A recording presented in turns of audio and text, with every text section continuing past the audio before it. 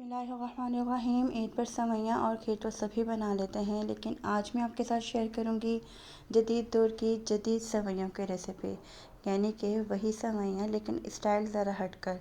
तो चलते हैं अपनी रेसिपी की तरफ। बिस्मिल्लाहिर्रहमानिर्रहीम। अस्सलाम वालेकुम।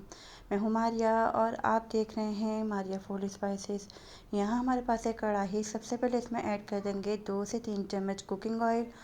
और जी ईद स्पेशल रेसिपी है तो थोड़े जिन्हें पिस्ते बादाम तो चलते हैं, ईद पर पिस्ते बादाम यूज़ नहीं करेंगे तो कब करेंगे। पिस्ता बादाम डालकर आपने सिर्फ इसे 1 से 2 मिनट ही फ्राई करना है। हल्के से जब ये भून जाएं, हल्के से फ्राई हो जाएं, तो आपने इसमें डाल देनी है सेवइयाँ। अच्छा जी, एक प्याली हमारे पास सेवइयाँ हैं। सेवइयों को आपने बिल्कुल निका निका सा क्रश कर लेना है।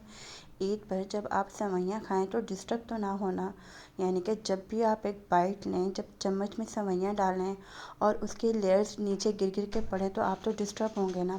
तो इसलिए सेवइयों को आप अच्छे से क्रश कर लें। चलें जी, बातों बातों में ही हमने सेवइयों को तकरीबन 2 मिनट चंगी तरह करके भून लिया है और एक बाउल में निकाल लिया है। अब हम चलते हैं अपने अगले स्टेप की तरफ।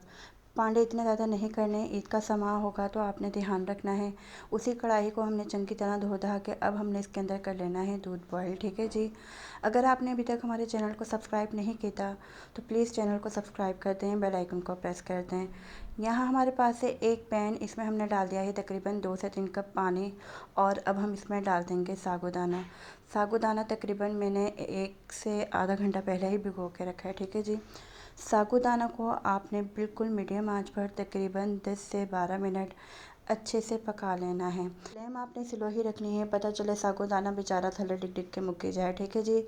दूध को भी उबाला आने लग गया है। अच्छा जी, एक बात लाजमी याद रखें कि जब आपने सेवइयाँ पकानी हो ना दूध में, तो दूध को लाजमी 2 से 3 गड़के लगवा लें, वरना सेवइयाँ डालते ही दूध फट जाएगा। ठीक है, ये बात आपने लाजमी याद रखनी है।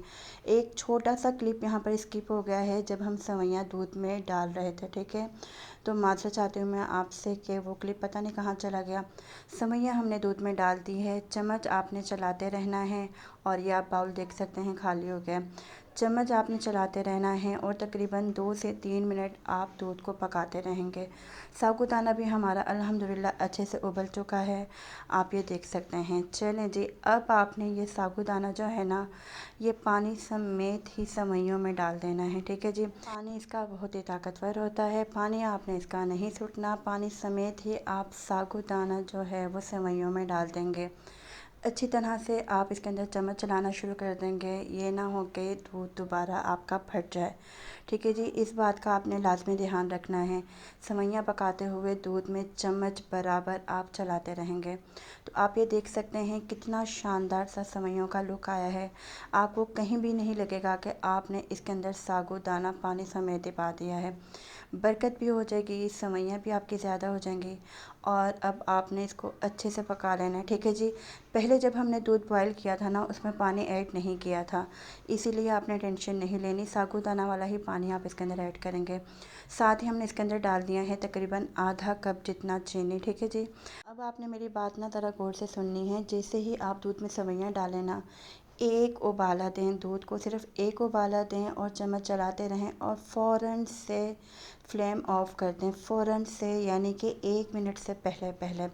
जिन लोगों की सेवइयाँ ज़्यादा ख़राब होती हैं, दूध फटता है, सबसे बड़ी वजह यही होती है कि वो जैसे ही चीनी डालते हैं और उसके बाद 3 से 4 उबाले देते हैं, अच्छे से पकाते रहते हैं, तो दूध फट जाता है। दूध को आपने पहले ही पकाना होता है अच्छे से, सेवइयाँ आपने पहले ही अच्छे से पका लेनी होती है। एंड पर आप चीनी डाल के सिर्फ एक उबाला देंगे, हल्का सा हिलाएं छुलाएंगे और फ़ौरन से फ्लेम ऑफ कर देंगे। तो अल्हम्दुलिल्लाह ईद स्पेशल में शानदार सी हमारी सेवइयाँ रेडी हो चुकी हैं। बनाने में बेहद आसान, जायके में लाजवाब। उम्मीद है कि आपको हमारी इतनी सिंपल, आसान और मज़ेदार सी रेसिपी बहुत पसंद आई होगी।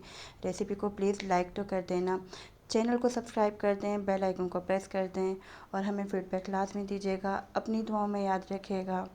अल्लाह हाफ़िज़।